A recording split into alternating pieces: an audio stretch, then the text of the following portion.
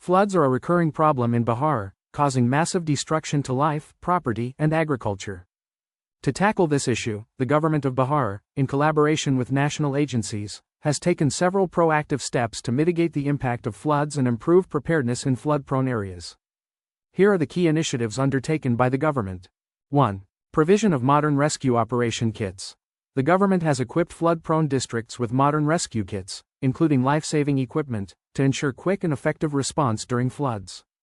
This helps local authorities conduct rescue operations efficiently and save lives during emergencies.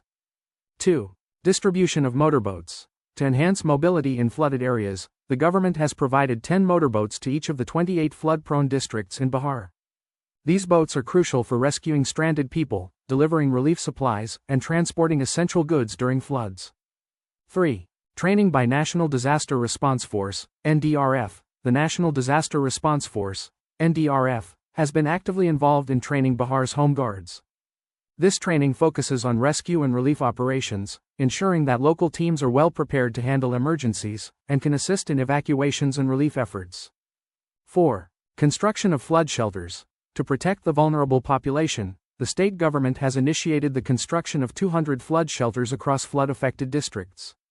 These shelters provide safe refuge to people during floods, ensuring that they have access to food, medical care, and temporary housing. 6. Training master trainers. The NDRF has trained master trainers in Bihar to enhance local capacity for search and rescue operations, first aid, and community preparedness. These trainers lead capacity-building programs and awareness campaigns in their districts to improve overall flood preparedness at the grassroots level.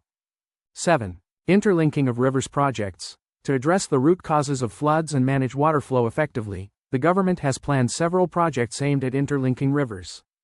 This initiative will help divert excess water from flood-prone rivers to drier regions, reducing the frequency and intensity of floods in the state.